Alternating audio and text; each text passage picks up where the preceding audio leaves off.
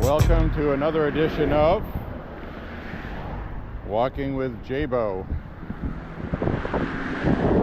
an almost daily walking vlog.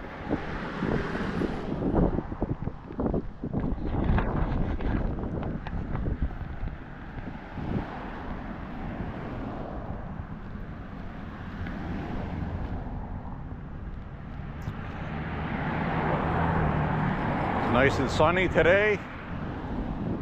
Not very much in the way of wind.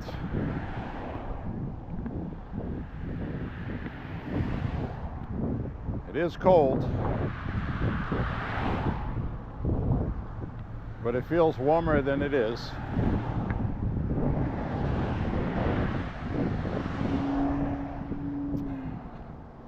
I should get a sweat going after a half mile.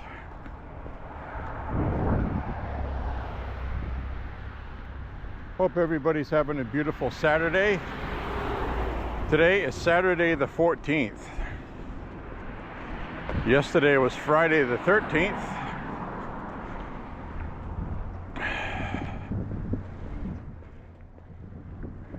And everything was okay.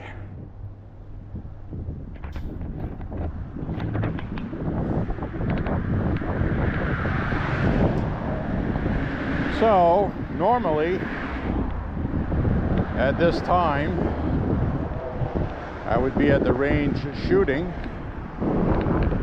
but both of my brothers ended up having other plans, one of which is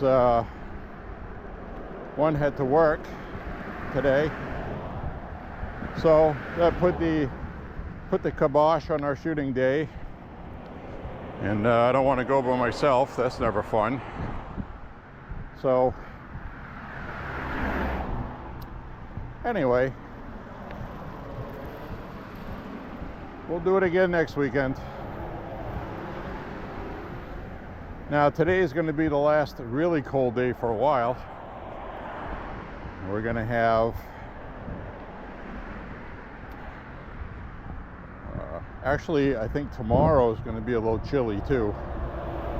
It's going to go down to 9 degrees tonight, overnight, which is cold. And then we're going to warm up somewhat to the mid to upper 30s for most of the week next week. And we're going to have another rain event during the week. Now, right now, it does not look like high winds, but we did have a rainstorm with high winds. Some people lost power, but not much. But if you watch my walks, you know that we had a couple of storms last year that did tremendous damage here. We had power gone for almost a week, and many trees were blown over. But this past storm we had wasn't so bad, and the one this week looks like another rainmaker from down in the Gulf of Mexico coming up the eastern seaboard to Maine. Hopefully it's not going to have a lot of wind. Doesn't look like it right now, which is good.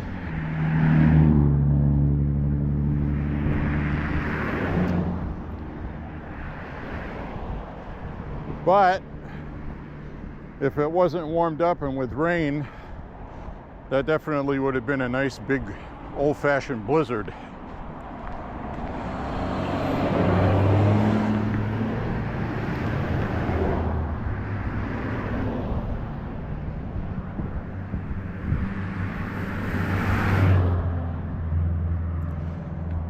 Trying to remember now the official definition of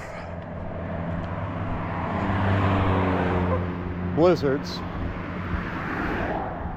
I think it's 2 inches of snow an hour consistently.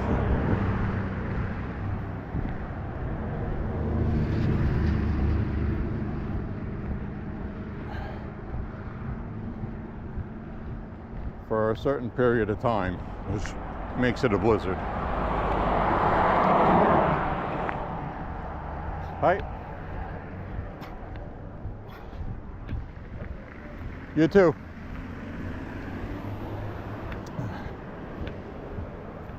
The little doggy is barking at me. Let's see if this other one over here, who you've seen come after me before, comes out or not. Doesn't look like it, thankfully.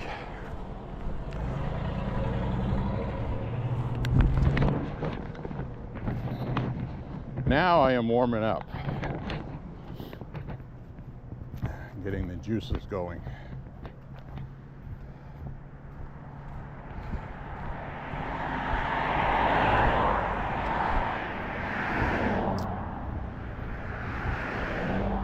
So they're already starting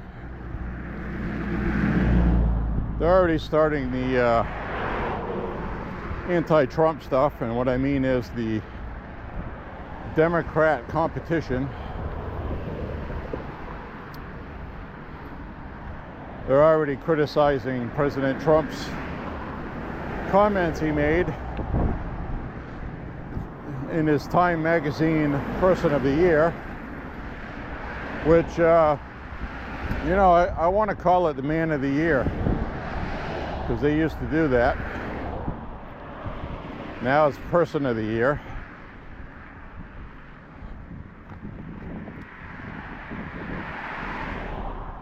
So in this interview, you know, they asked him, you know, what his expectations of getting prices down.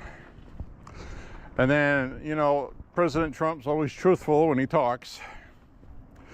And he said that once prices go up, it's very difficult to bring them down. So the media is running with that one comment instead of using the whole quote. The whole quote is, after he says that, which he says, once the prices go up, they're difficult to bring back down. But I think we could do it with a smart energy policy, and also other things that he talked about on the campaign trail, like deregulation. It'll end up costing companies less money to operate, and lower energy prices will lower the price and cost of delivering food, the distribution. So anyway, the media likes to do, they don't have the complete context. So, but you know how that goes, we just ignore the media. CNN actually was a lot more fair about it, I'll give them credit. But you're still getting that garbage opinion stuff in the Washington Post, which is really funny because, you know, that newspaper is losing money, hand over fist, and Jeff Bezos owns it, and he just met with Trump at Mar-a-Lago. So, you know, we'll see what changes with the Washington Post, if anything. I doubt it will. But what all of these newspapers should do is what the billionaire Kim, who owns the Los Angeles Times, he just halted one of their opinion pieces from going into print. And the reason why he halted it was he wants an opposing opinion piece. So in other words, for every opinion piece that's trashing Trump in their newspaper, they want to put one in there that is pro-Trump, and then people can decide on their own which one's realistic or not. And I think you're going to see a lot of that among the media. I think CNN is starting to do that. And that's all people want. That's all I want. You know? When you always have this heavily one-sided garbage, it's intolerable. You can't watch it. And the drawback of that is you're going to lose your viewers who agree with everything you say because they get bored with it. And you're kind of seeing that with social media too. Like on the social media platform X. Well, Elon Musk bought it, and Twitter, it used to be, was predominantly liberal. So they ran this whole propaganda campaign in the media before the election, saying that Elon Musk was giving a voice to domestic terrorism, and they're giving a voice to MAGA and Trump, the dictator, Nazi Hitler, Orange Hitler. So competitors had started up, like Tribal. Tribal was started by Jack Dorsey, who was the CEO of Twitter before he sold his shares, or kept some, or whatever he did. And so after that, he started Tribal. And then you have another one called Blue Sky. Now, a lot of people left X to go to Blue Sky. And so all they've done is they've gone to an echo chamber. And I've noticed a lot of them coming back to X because of what I just said. People get bored over there because there's nobody to argue with. Everybody looks at each other and nods their head in agreement, and it's boring. So I noticed some of the big names on X left for about 3 weeks after Trump won. And now they're starting to come back because they're not making the same revenue they were. And I think they understand that their liberal base is going to follow them wherever they go. So you got people like Stephen King, Mark Hamill. They left and they went to Blue Sky. Now, Blue Sky is a clone of X. It looks identical. It's set up the same.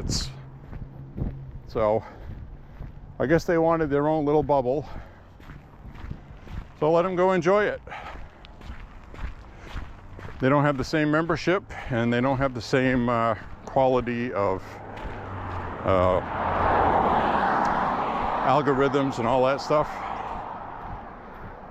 So I don't really care for it too much. I made a Blue Sky account and I really don't like it. So I don't use it. I made it like a year ago. So anyway, hi everybody. J.Beau here. Welcome to Walking with J.Beau, an almost daily walking vlog. I forgot to bring my backup battery, so if we run out of juice, we're pooched. So thankfully on this route, a lot of times I get the whole walk in on one battery. So plus it's a nice bright sunny day. We'll see how that affects it. I do know when it's sunny out it uses more battery. But it's what we got, folks. Don't know what to tell you.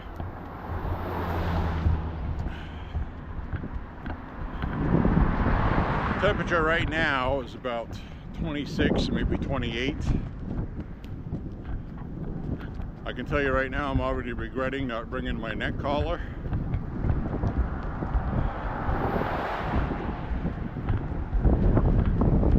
And right now I am getting a breeze that wasn't here a few minutes ago.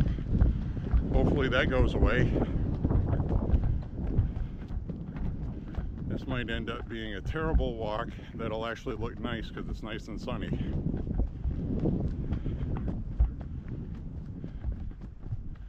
So anyway, yeah,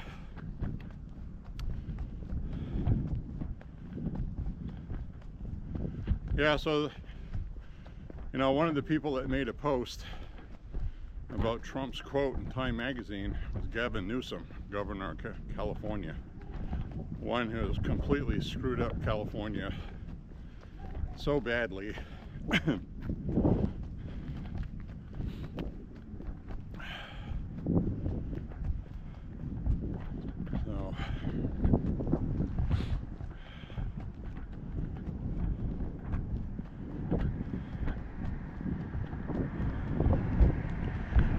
a walk.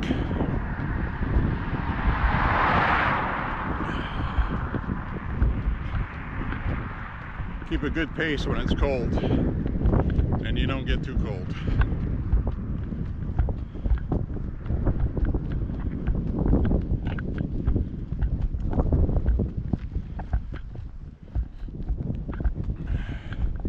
It's going to be nice when it warms up this week though. So something interesting happened to me. I was doing groceries this morning at Walmart. Got what I needed, was ringing it up, and this young man working as a cashier, his name was Yahye, Y-A-H-Y-E, I believe, if I remember correctly, and he would not touch my package of pork chops. Handed me a remote scanner. Was kind about it. He asked please and had me scan my own package of meat.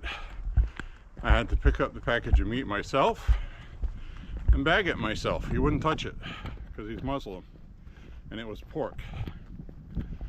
And that's the first time that ever happened to me. Cultural differences.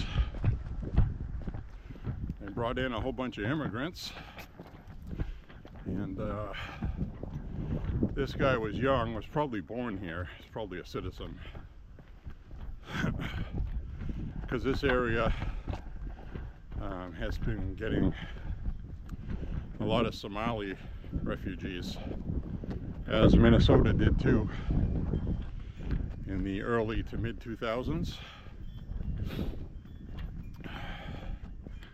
So he just wouldn't touch him.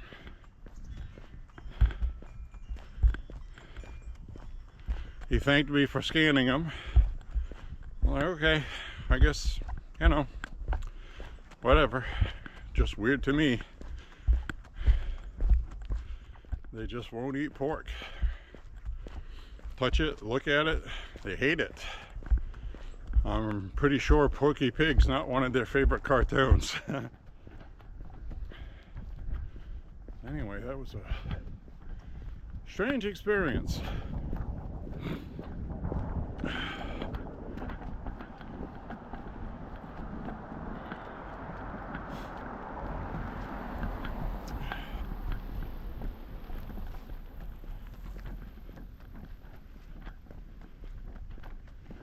So we're going to do 5.5 miles today, about. Hopefully, like I said, hopefully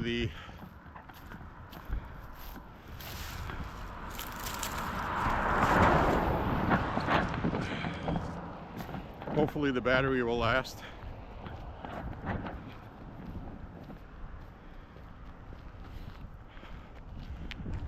Found a knick-knack in my knick-knack shelf.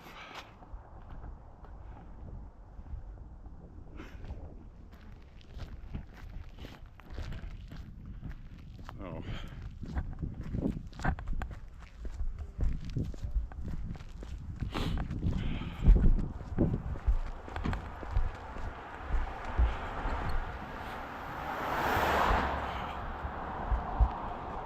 I keep a knick-knack shelf for cool little things I find on my walks. I got all kinds of stuff. Haven't found any for a while, but something that I like finding are the friendship rocks. And those are those friendly rocks that kids make. They paint them, and they just have positive, friendly messages on them. Like, have a beautiful day, be happy, and things like share with your friends. Just positive messages, and they're called friendship rocks. Sometimes I find those. Haven't seen any lately though.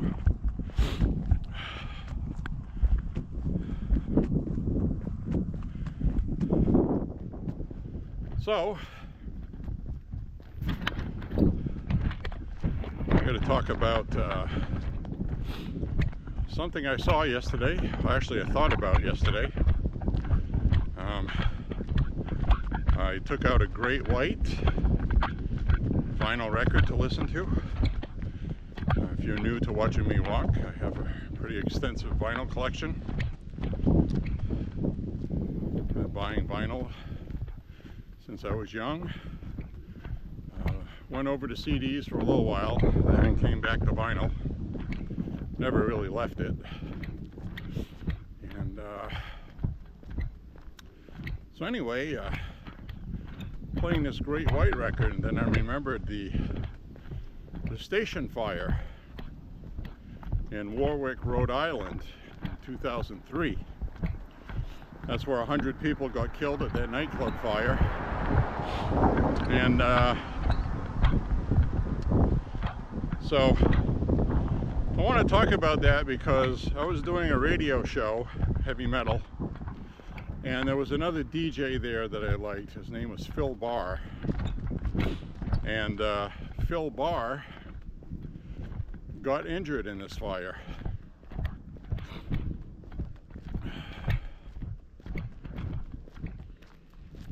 I have no idea how he didn't die. From what he told me, from his eyewitness account of it, was the pyrotechnics on stage went off. It turns out that the pyrotechnics used needed at least 15 feet clearance, and the ceiling in the club was 12 feet. And the owners of the club had soundproofed it, and years ago, before the fire. In fact, they were in the process of selling the place because it was staying just above water. It wasn't making money. And so they soundproofed the stage area because of neighbor complaints, and they used polyurethane foam. Very flammable. You might as well light gasoline on fire, and that's pretty much what happened. So that thing went off, and the band is playing, and there are some photographs that people took at the show, and you can see it. And so the pyrotechnics go off. The singer turns around, he's looking right at it, and he keeps singing. Nobody really realized that the wall was burning until they could really notice it was burning. And within 40 seconds to a minute after it caught on fire, the entire wall was on fire. Now, right next to that wall of foam was an exit. They had packed over the exit doors with foam for soundproofing, and the doors were open. They wouldn't open, but what the thing is the doors caught on fire, so you couldn't get to them to open the doors. There were 4 fire exits in the club, which met all the rules you're supposed to have. But you had the main entrance where everybody came in, and there's a long hallway. It's a thin hallway, and it's a long one. That is why everybody died. Because they went into the establishment, and like most people, they don't pay attention to the exits once you're in there.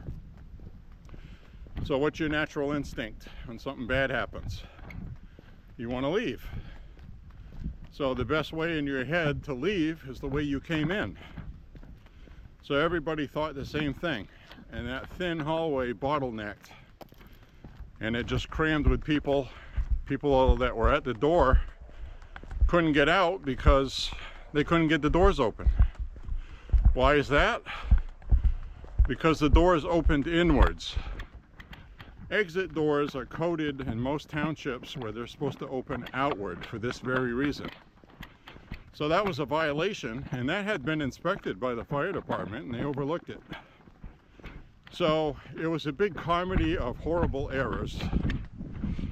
The nightclub had been inspected by the fire marshals before the fire. And you could see the foam on the ceilings and on the walls. Didn't say nothing. They didn't say anything about the exits with the doors opening inward instead of outward. So who ended up getting in trouble? Well, the band manager, he got charged with manslaughter. The two club owners with two brothers, they got charged with manslaughter. They were found guilty, but they did a plea deal. The plea deal was that only one of the brothers would do jail time because the other one had 3 kids. So, you know, that's what brothers do, right? So the other one got community service, 300 hours, and the other one went to jail for 33 months. And I think 33 months for killing 100 people by accident is fair. I think they actually got off lucky. And of course there were civil lawsuits, which I'm sure pretty much bankrupted them for life.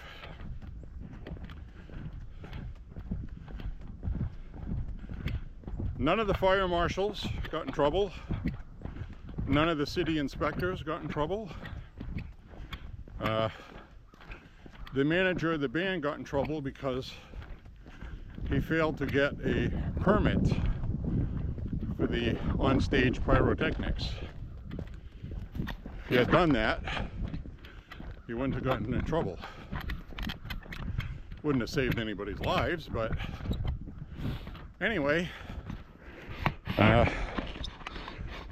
it's just something that happened with somebody I know that I don't talk very much about.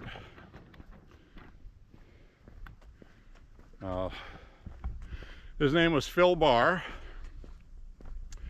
You can look him up online. He's given in interviews with CBS and things like that. And so anyway, after he healed up enough to come out and he went back, I was sitting in the production studio talking with him. And he wouldn't go into too much detail. He was still in shock.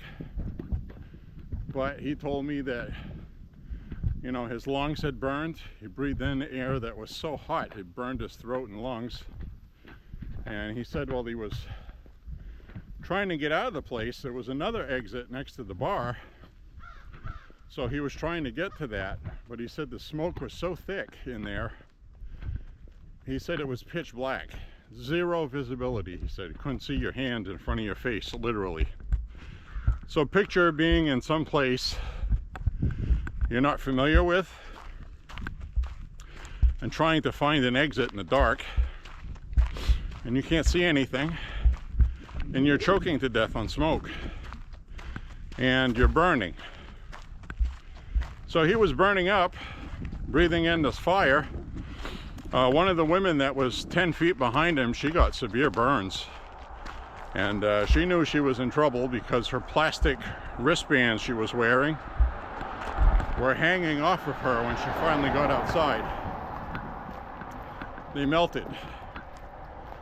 So I guess she got put in a medically induced coma, as did Phil Barr.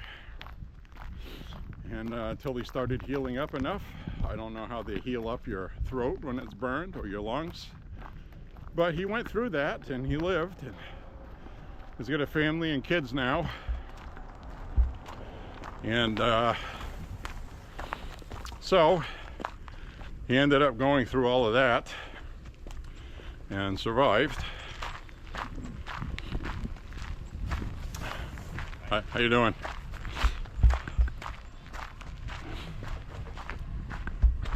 You stopped and picked up some cardboard that was in the road. Guy in that truck. So anyway, he explained to me what happened, and he said he was looking for the exit in pitch black, full of smoke, couldn't see, and he passed out through sheer, whatever you want to call it. He pushed his way outdoors, half unconscious, and he said he threw his shoulder into a door and it gave way and he fell down some stairs, and he was saved. But he has no idea how. And when he was telling me about it, he started tearing up because, you know, I said, I'm glad you made it, you know. And he was too. And he realized that he shouldn't be here. So I haven't talked to Phil in many, many, many years, but I just thought of that playing a record, you know, and that's what life experience is. And it just reminds you of things. So be thankful you're alive. Give praise to the Lord that Phil got out, which he did, and probably had something to do with it. So anyway, the llamas are out. Way down over there. There's two of them. We had their names on one of my walks where we stopped. The woman that lives here told me their names and I forgot. But anyway, there they are. There's the llamas. Hi guys! Hi llamas. Pretty cool. Got some llamas. Now I'm going to cross the road here. As you can see, it's nice today.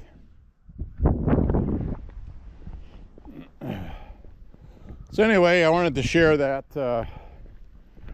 station fire in Warwick, Rhode Island. A lot of people got in trouble legally for that, but the fire marshal should have been prosecuted as well, should have been fired.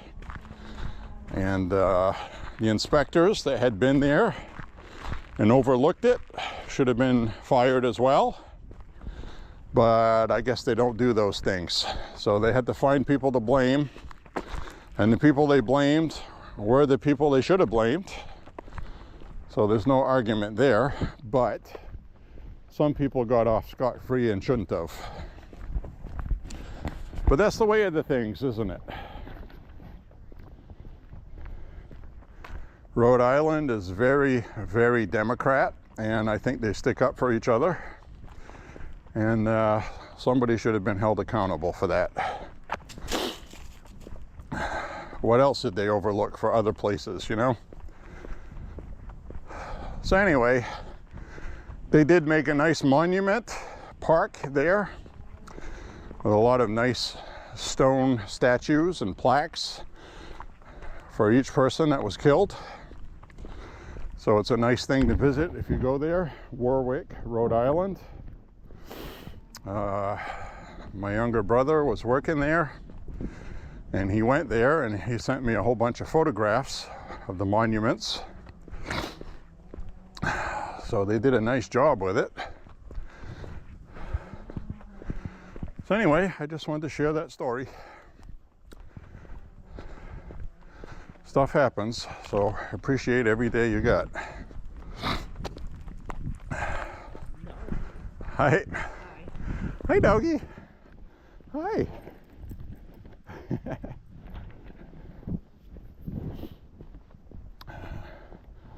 That dog had strange eyeballs. Kind of blue hazel. Usually those dogs have brown eyes. Got some kind of mix in there, I think.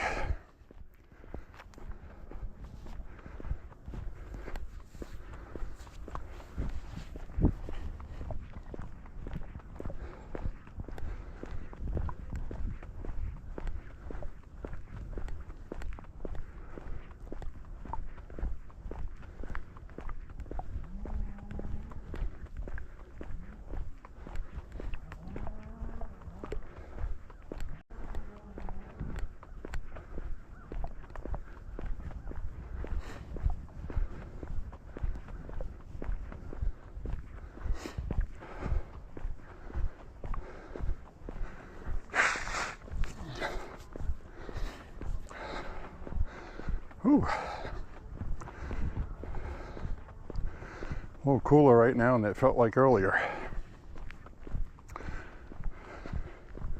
Still not very windy, which is good. But this time of year, when it's cold like this, I don't like to go shopping or anything like that unless I have to.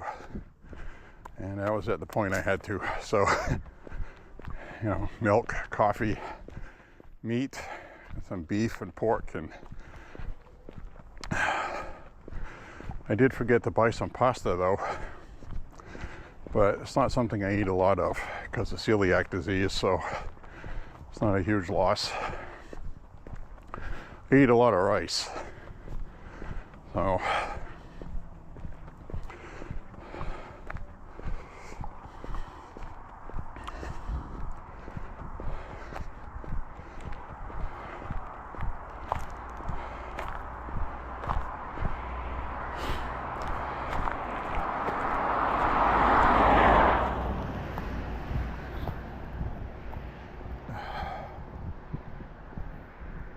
So we still have a little bit of residual snow on the side of the road. A lot of that's going to go away this week. We're going to be mild. We're going to have mid to upper 30s. We're going to have a couple days upper 40s, low 50s, and rain. So the rest of the snow here should disappear.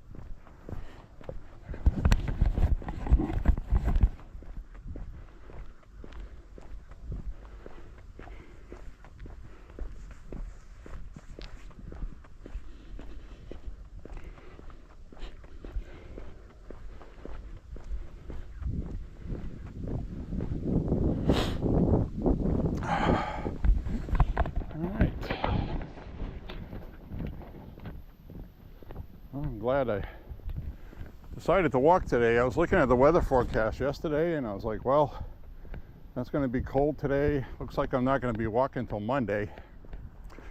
And it is going to be chilly tomorrow. And like I said earlier, when I started the walk, it's going to be 9 degrees tomorrow morning, which is cold. But there is a big difference when it's not windy. It really does make a difference. So anyway.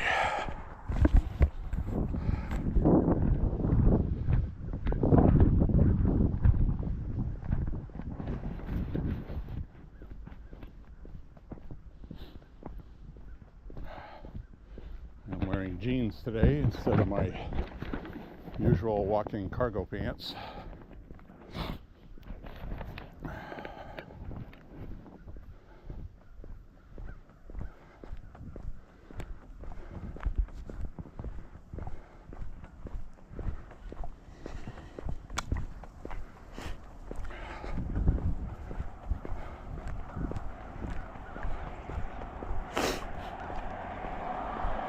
So when I get back, I'm going to cook up, I think I'm going to cook up some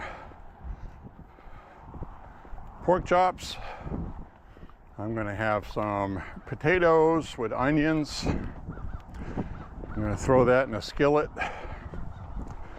And I'm going to have some mixed vegetables with it, which has peas, carrots, green beans, and corn. Which I think that's going to be a delicious afternoon lunch. Right now it's about noontime, 12:30 maybe.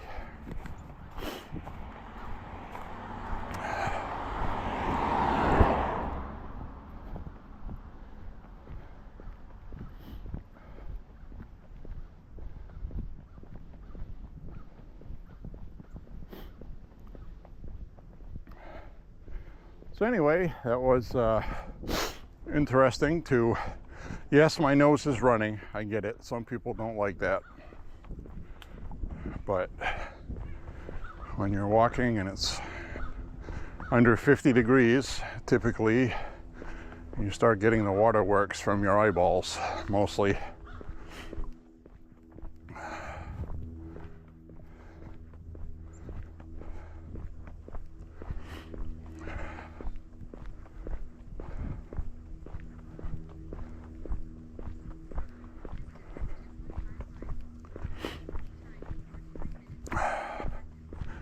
Now we just hit 2.5 miles.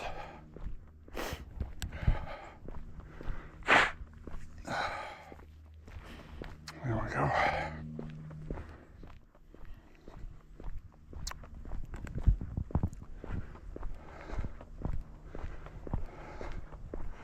So they really do love to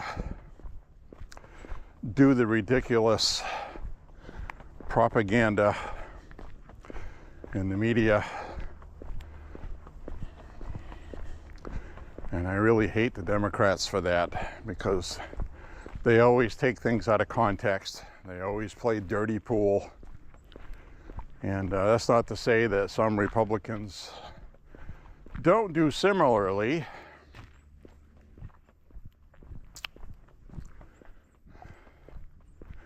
But to be honest with you, I'm getting tired of it. And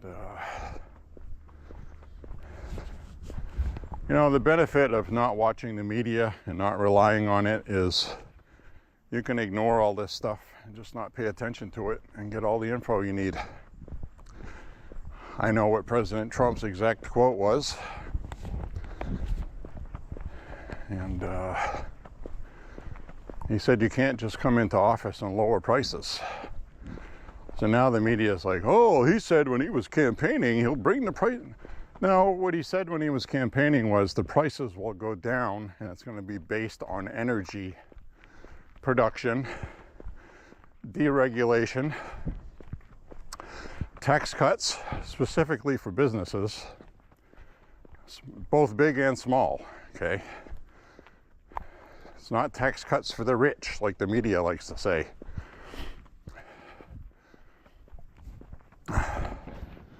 Now, the rich are going to get tax cuts, but people are going to be taxed less also. And the rich people, whether you like it or not, in a capitalist society, they're the ones that do the hiring, building new plants. If you overtax them, they're going to build the new plants in the Philippines instead of the United States. So, which would you prefer?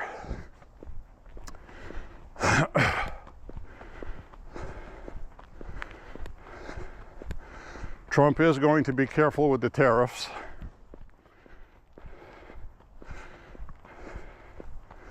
Now, if other countries start calling Trump's bluff, he'll have to put the tariffs on. And that will affect some prices on certain things. That's why they're going to be selective about who they put tariffs on. From what I've read, it's going to be done methodically, intelligently, not across the board for everybody, because that would be financial suicide. So the media likes to scare people. That's their biggest tool. They want to get people that voted for Trump to regret they did it. So when 2028 comes around, or more importantly, midterm elections, Trump needs to make a difference and make a change in his first 100 days. After that, typically, people start losing their political power in the White House.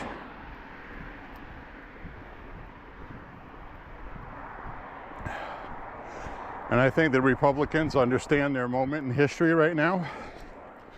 And I'm not seeing too many Republicans fighting with each other like they did when they won the House the last time. And Trump was like, hey, guys, we have to win in 2 years. This isn't how it's done. Can't do that. So This time, Trump's already been president. The Republicans know there was success. Whether they like Trump and how he talks or not, they understand that there was success. And there will be again. So they're more inclined to get behind him this time. He's also picking good people for cabinet positions. And when you have people like Jeff Bezos and Mark Zuckerberg going to Mar-a-Lago, who, by the way, Zuckerberg donated $1 million to Trump's inauguration, and Jeff Bezos is doing similarly.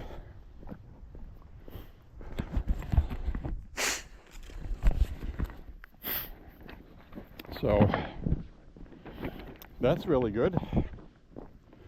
And you're seeing a lot of people like Trump now Person of the Year, where just 4 years ago, if they had done that, there would have been a cancel culture rush of attack on Time magazine, boycotts, and the people don't have the stomach for it anymore. And Trump's approval right now is at 58 or 59%, almost 60%, which is really good because, you know, and that's the other thing. I'll just mention this, get it out of the way. Trump, before the election, according to polling, was this, that, and the other thing.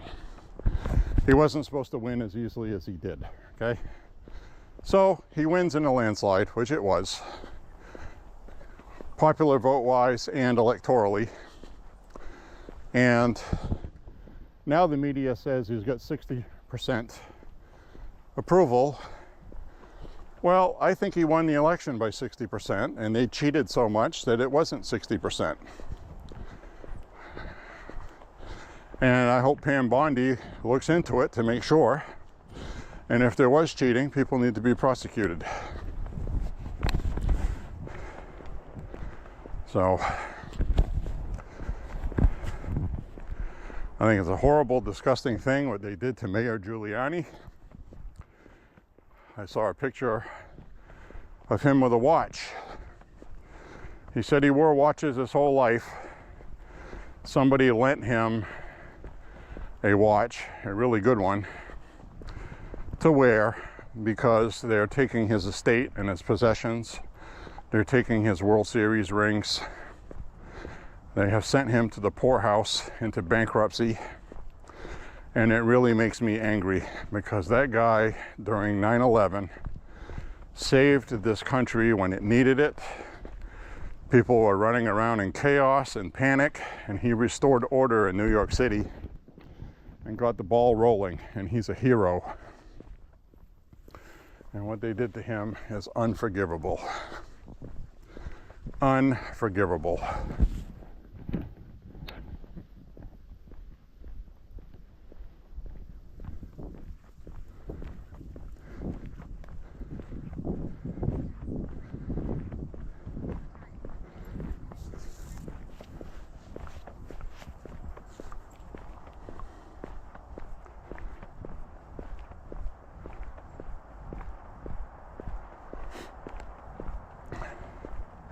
These people disgust me.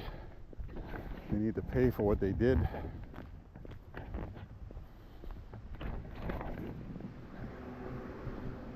And I hope they find a whole bunch of election cheating and prosecute them, and they're found guilty, and Giuliani is vindicated. Vindicated.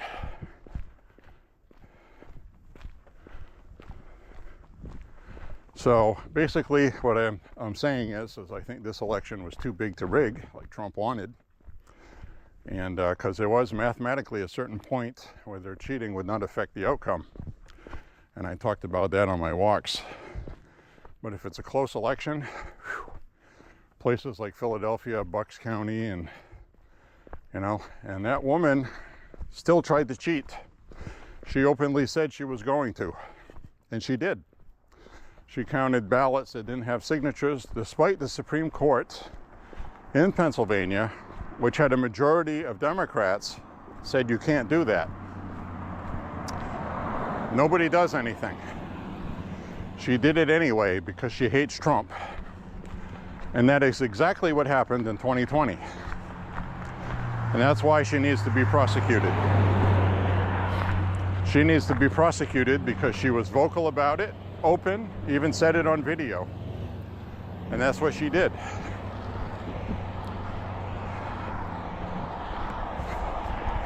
So I'm sure Pam Bondi is going to be prosecuting her on federal election fraud charges.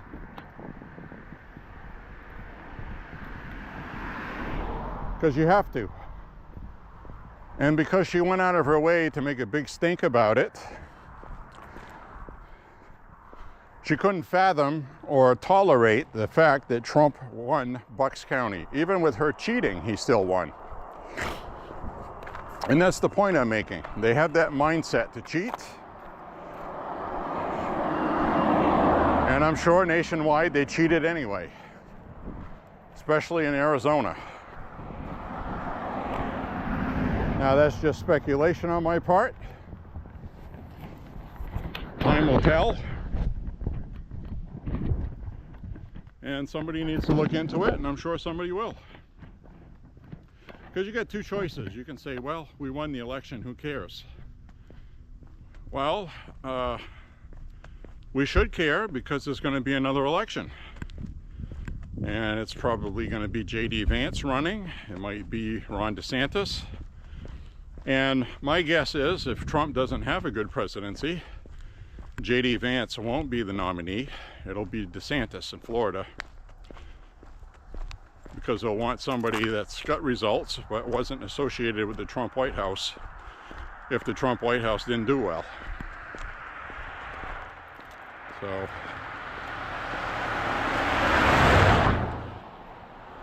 but I think Trump's going to do very well. He'll have good people. The media is already being less of an irritant than they have been in the past. They're being a little more honest because they have to be. And, you know, you think about that. He beats Hillary right out of the chute. Russiagate, Russia collusion, special counsel. Then there was 2 impeachments. They were just relentless in defaming him to get rid of him so he wouldn't do what he just did, win again. So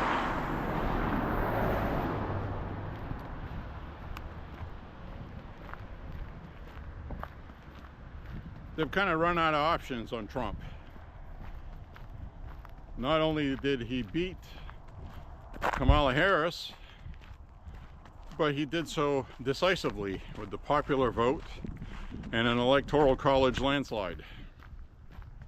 That pretty much puts the cork in that genie bottle. They're not going to be able to whip out the same things they did before. Plus, couple that with the fact that the Democrats don't have the House. But that's what happened when Trump got elected last time. And the Democrats had this little thing on each desk. It was a to-do box. And every day they would put something in there that would screw Trump over when they got the House back. And I'm sure they're doing the same thing. Jamie Raskin is now one of the higher ranking members, and Hakeem Jeffries is the minority leader in the House, and he's a racist out of New York, hardcore far leftist, and I think they're going to regret doing that with him because he's going to be much worse than Pelosi. Now Pelosi, apparently she fell down the stairs in Germany. She was in the hospital. I think she's still there. It turns out now she fell down a marble staircase and she broke her hip. She's 84 years old. Anybody knows that when you are elderly and you break your hip, you're pretty much finished. Now they have surgeries to replace the hip, but when you're 84 years old, it's not really a big viable option. I'm sure she'll have the world's best people, but she's going to be in a motorized scooter, and her health is going to go from there. And I'm just being realistic. Everybody knows somebody in their family that was elderly, fell down and broke a hip. When you start falling down, it's not long after that. So, if you are watching this and you're old and you're falling down, I'm not saying it to scare you. I'm just saying this is your time to make peace with the Lord, because your time's going to come. And that's okay. That's how things go.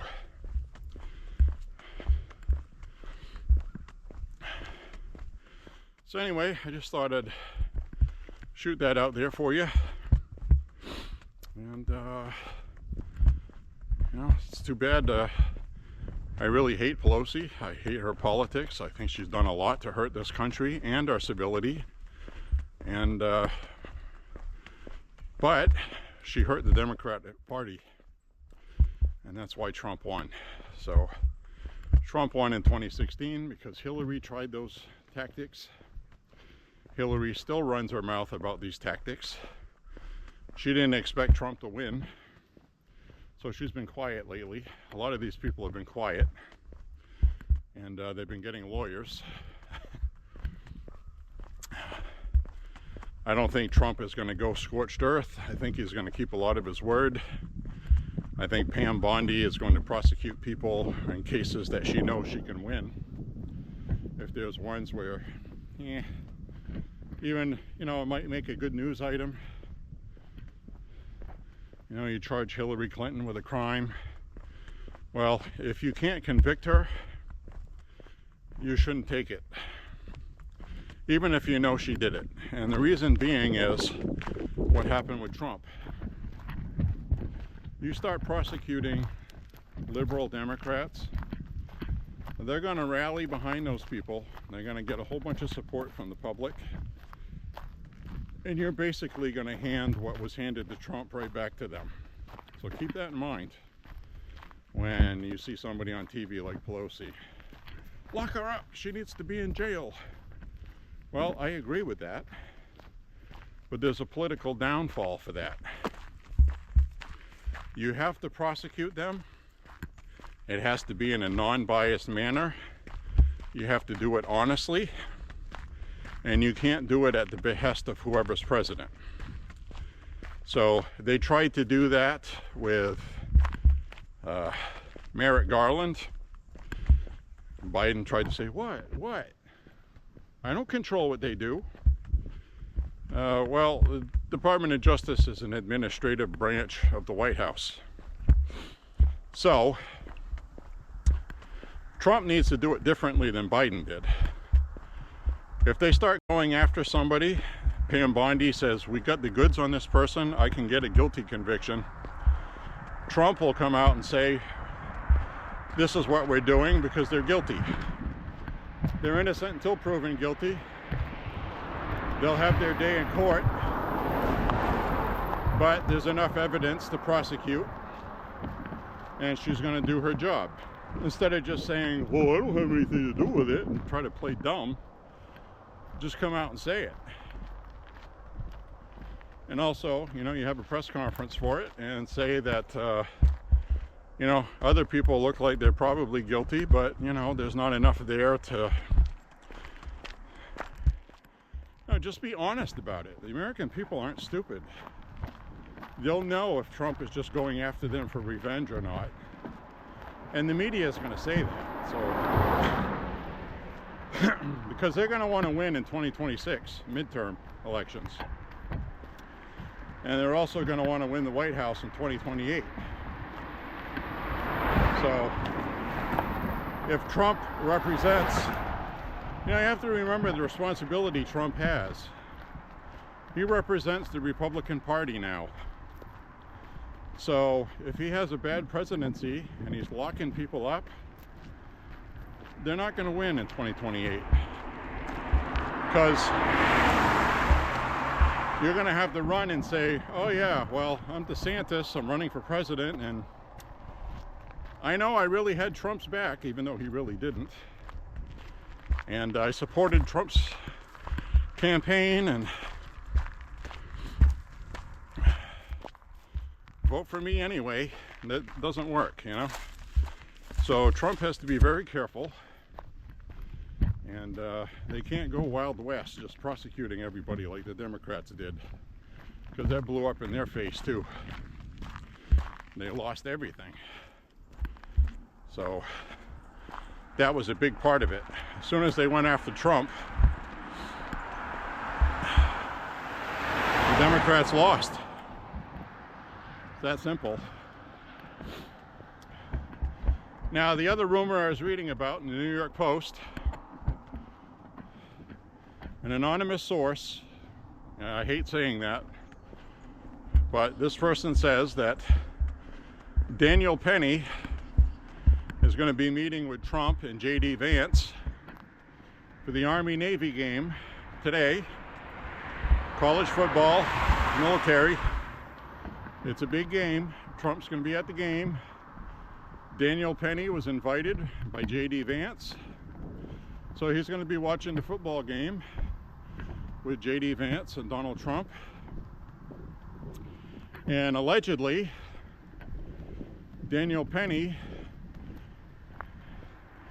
has been talking with a lawyer, and they're talking about prosecuting D.A. Bragg in New York for wrongful prosecution, filing a lawsuit.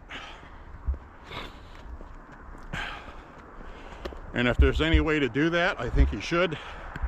Thing is Daniel Penny doesn't have the money to do that. And the father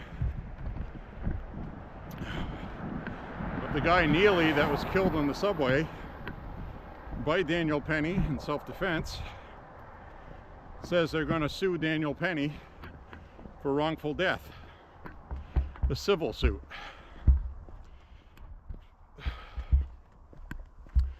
So I think somebody should step up and help Daniel Penny, because we need to beat this lawfare stuff. And activist district attorneys like D.A. Bragg, he needs his own ass handed to him. That's what he needs. He thinks he's untouchable. You know, the law doesn't apply to him. Well, he can be sued for wrongful prosecution. And I think he should be. That case should not have been brought. So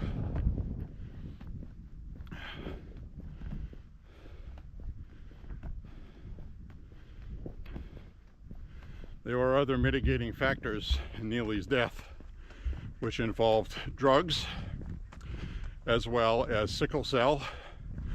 And so, you know, he put himself at risk being on a subway, threatening people, acting like a fool.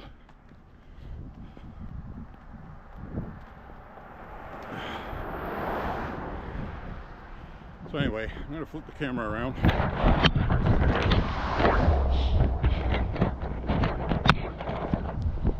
So anyway, I'm going to try to catch up on the coverage of President-elect Trump at the Army-Navy game. Should be a good football game today. Hopefully they have good weather for it.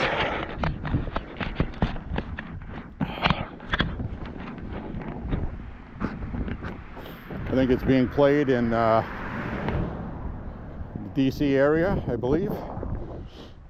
Washington, DC.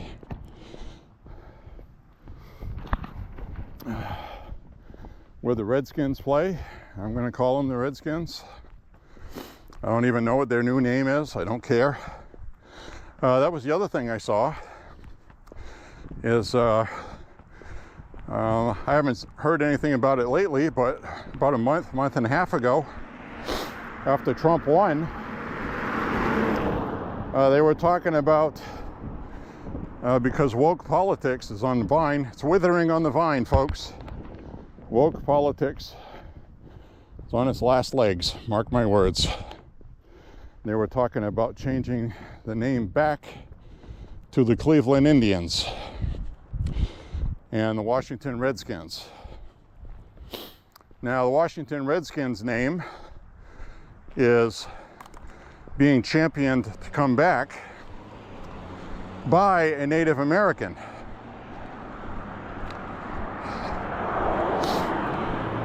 The Redskins logo was a tribute to the Blackfoot Indian, I believe, and it was a symbol of pride. And the woke left turned it into a racist symbol. And the owner of the team caved into it, and he shouldn't have. And so we need to fix all this stuff.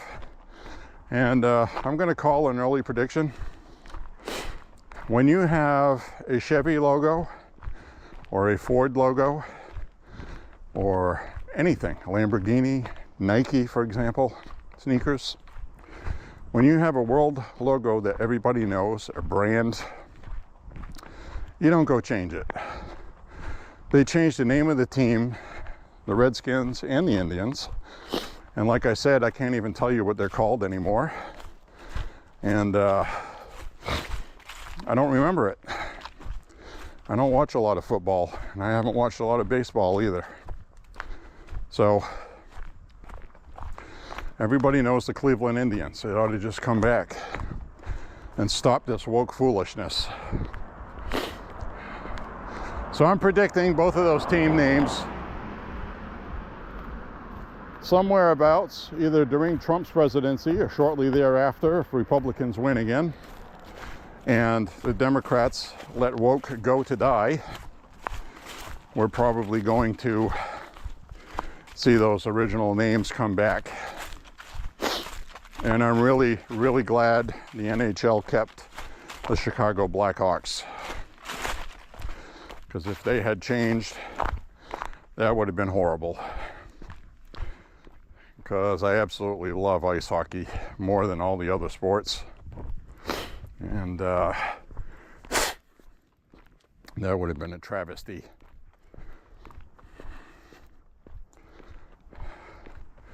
I gotta stop and tie my sneaker. So we'll do that up ahead here. If I don't slip and fall and break my can.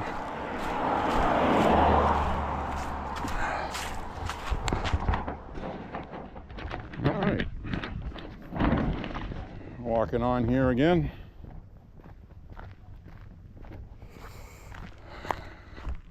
Tied my shoe. Should make the rest of this walk on this battery, I hope. And again, if I don't, the video will just end, and since I'm telling you, you'll know why, and I'll probably put a text thing at the end of it explaining what happened anyway.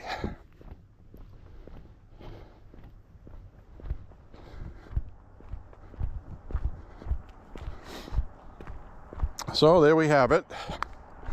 Today's discussion, for all intent and purposes.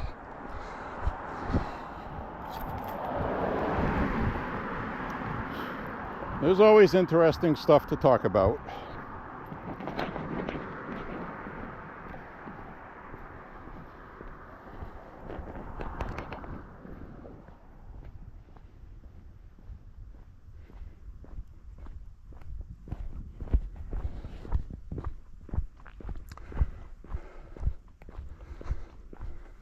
Got breezy for a few minutes there a while ago, and now it's nice and calm again, and I'm not cold, even though it's in the 20s. So when you got sunshine and it's not windy, it's pretty good actually.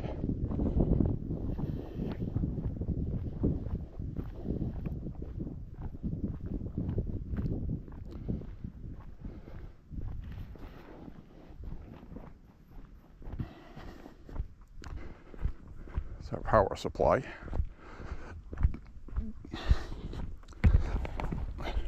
Runs all the way up that away to Canada. About 300 miles. Maine's a very sparsely populated state.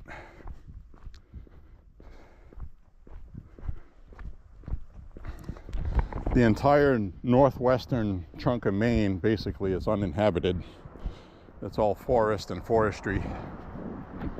And they have a really good forestry They replenish the forest with a nice replenishing program.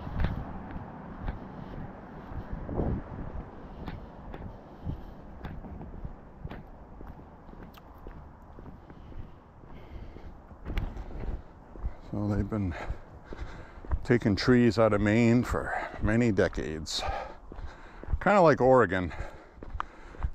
You know, Oregon's kind of a similar state to Maine in that it's kind of like sparsely populated, but then you have the big cities where all the population lives, and it pretty much dictates the politics for the whole state.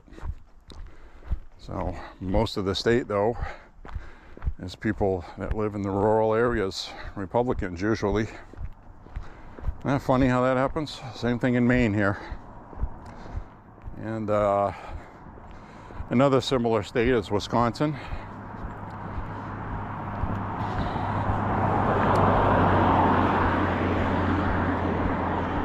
And Wisconsin truly is a purple state, as we saw in this election.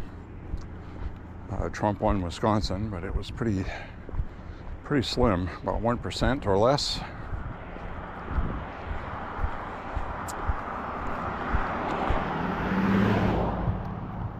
But they have a lot of hunting. Wisconsin, people like their firearms, and it's kind of similar to Maine. Mainers like their firearms. So I'm still kind of annoyed that Jared Golden won his election, and he won it with the vote from Lewiston, Auburn here. Too many Democrats here. It's the second most populated area in the state, and that's what they do. So they did the recount. They did the electoral ranked choice voting. So I will say, before they did ranked choice voting, Jared Golden had a 49.9% of the vote, and Austin Terrio had 49.8%. It was just a handful of votes. Then they did ranked choice voting, and voila, Jared Golden went 1.5% gain ahead, enough to win. And that's why I don't like ranked choice voting. Technically, Jared Golden probably would have won anyway. They would have done a recount, which they did. So what they did was, because they were both under 50% and they were both within 1% difference, that's an automatic recount. So I'm satisfied with it, and I'll explain why. It was 49.9% for Jared, 49.8% for Austin Terrio, a virtual tie. But Jared Golden had that little extra.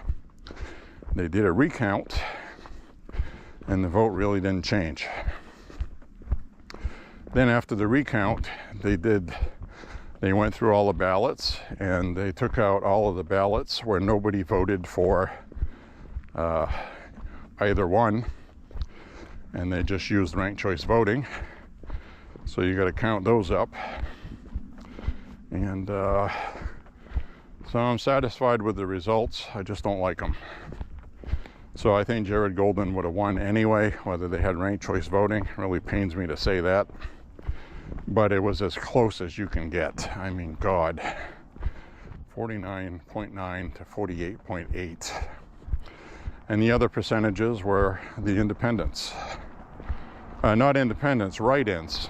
They didn't have independents running.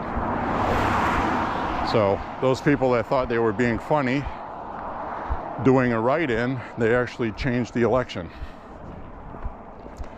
So the thing is, though, is the state of Maine has an approved write-ins list. So you could write in somebody that you like or you think is awesome, but it doesn't mean anything because it's not going to be counted, because you can only have approved write-in candidates. And the approved write-in, I don't even know their name,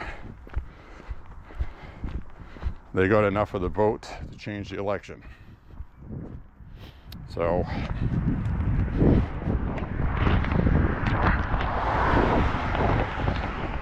it is what it is, folks.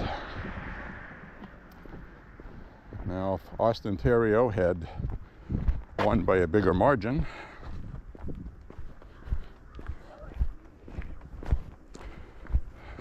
it wouldn't have mattered. So, but it's difficult to unseat an incumbent, and he almost did. The last Republican that ran against Jared Golden didn't even come close, so it wasn't even a contestable thing. This one was closer, so it's more painful, but I have to say it was honest. I still don't like ranked choice voting, though.